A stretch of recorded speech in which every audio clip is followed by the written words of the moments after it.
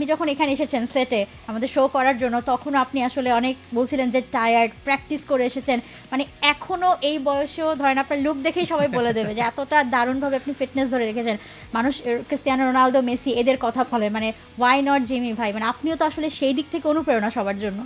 না, ফিটনেসটা হলো মেন, আপনার বয়সটা ফ্যাক্ট না, বয়স হলো আপনার মেনটেন, মানে আপনার মেন্টালি, যে আপনি যদি মেন্টালি নিয়ে নেন যে আমার বয়স হয়ে গেছে, তাহলে আপনার মেন্টালি আপনার বডিকে ওইটাই সিগন্যাল দেবে যে না আসলে বয়স হয়ে গেছে। তা আমার এখনও যারা আমার কলিগ আছে তারা বলে যে আসলে আপনার ফিটনেস যদি আরও ধরে রাখেন আপনি আরও লং টাইম খেলতে পারবেন, এবং তারা বলে আমাকে যে ভাই আপনি আরও খেলেন। কিন্তু তারপরে একটা জিনিস থাকে যে ভালো পারফর্ম করার, কারণ তারা আমার কাছে যেভাবে পারফর্ম আশা করে একসময় যায় হয়তো আমি ওই পারফর্মটা দিতে পারবো না। তা আমি চাই আমার পারফর্ম থাকা অবস্থায় যাতে আমি আমার ক্যারিয়ার থেকে সরে আছি, বাট এখনও চিন্তা করি নাই। আশা রাখি যে যদি কখনো সুযোগ হয় আবার খেলবো।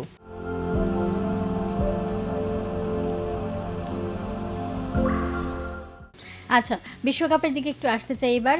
এখনো পর্যন্ত এবার বিশ্বকাপ আসলে কেমন দেখছেন? আমরা প্রায় শেষ পর্যায়ে চলে এসেছি টুর্নামেন্টের, সোফার কেমন লেগেছে? না, প্রত্যেকটা ম্যাচই ভালো ছিল। যে কয়টা ম্যাচ আমি দেখেছি যে নতুন যে টিমগুলো ছিল হয়তো অনেকে আশাই করেনি যে এরকম পারফরমেন্স করবে।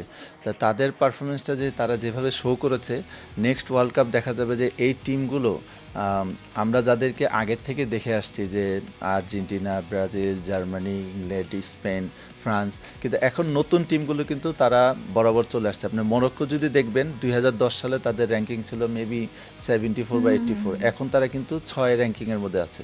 তাহলে কিভাবে তারা ডেভেলপ করছে? কেপ ভার্দে নতুন টিম, কেউ আশাও করেনি যে আর্জেন্টিনার সাথে এরকম তারা ফাইট দিবে। তা ওই নেক্সট ইয়ারে দেখা যাবে যে এই টিম আরও ভালো পারফর্ম করবে, এবং যারা মাত্র সুযোগ হয়েছে তারা কিন্তু হয়তো চাবে যে নেক্সট ওয়ার্ল্ড কাপে আরও ভালো পারফরমেন্স করার। আর ডে বাই ডে যেভাবে ফুটবলটা যেভাবে সায়েন্টিফিকলি হয়ে যাচ্ছে, টেকনিক্যালি মানে সব কম্পিউটারাইজ হয়ে যাচ্ছে, যে এখন খেলাটা এত আধুনিক হয়ে গেছে যে মানুষ অ্যানালাইজ করতে করতে যে কোন পজিশনে কিভাবে খেলবে, অপোনেন্টকে কিভাবে আটকানো যাবে। তখন আগে কিন্তু এটা বোর্ডে হতো, বাট এখন কিন্তু আপনার ভিডিও সব কিছু চলে আসছে, এবং তার নিখুঁত।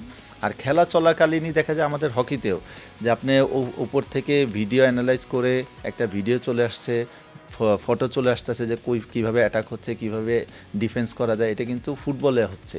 তো এখন আমি মনে করি যে নেক্সট ওয়ার্ল্ড কাপ এর চাইতেও বেটার হবে। আমরা এখনই অলরেডি শুনছি যে নেক্সট ওয়ার্ল্ড কাপে আরও দল বাড়তে পারে। এবার যেমন 48টা দল ছিল, নেক্সটে 64টা দলের কথাও চিন্তা ভাবনা চলছে। বাংলাদেশ আসলে কবে সুযোগ পাবে, আপনার কি মনে হয়? এটা অনেক দিনের স্বপ্ন সবারই থাকে। যেমন আমি হকি প্লেয়ার হিসেবে আমার একটা আক্ষেপ হলো যে আমি ওয়ার্ল্ড কাপ খেলতে পারিনি। আর ফুটবল প্লেয়ার হিসেবে যারা আছে তাদেরও একটা আক্ষেপ আছে যে হয়তো বাংলাদেশ কখনো ফুটবল ওয়ার্ল্ড কাপ খেলবে, এটা আমাদেরও স্বপ্ন। তা আশা রাখি যে যেভাবে মানে লাস্ট ইয়ার যেভাবে 1-2 বছর বাংলাদেশ পারফর্ম করছে, এবং যেভাবে আমাদের টিমকে সাপোর্ট করার জন্য বাহির থেকে প্লেয়ার আসছে, আমি মনে করি আমাদের যদি একটা ওয়ার্ল্ড কোয়ালিটি যেভাবে ফিল্ডগুলো তৈরি হচ্ছে বাইরের দেশে, ওই মাঠ যদি তৈরি করে দেওয়া যায়, তাহলে আমাদের বাংলাদেশি প্লেয়াররা আরও অ্যাডভান্স হয়ে যাবে এবং তাদের পারফরমেন্স আরও ডেভেলপ হবে। কারণ আমাদের ট্রেনিং হয় এক মাঠে, আর যেখানে খেলতে যায় ওই মাঠের কোয়ালিটিটা থাকে ভিন্ন, অনেক স্পিডি থাকে, অনেক সফট থাকে।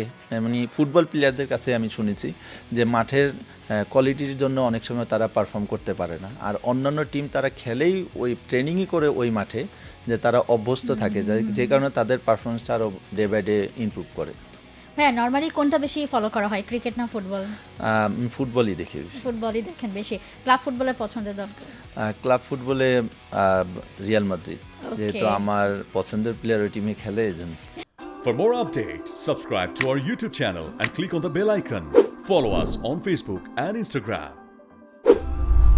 Download T-Sports app to enjoy exciting games and highlights. Visit tsports.com.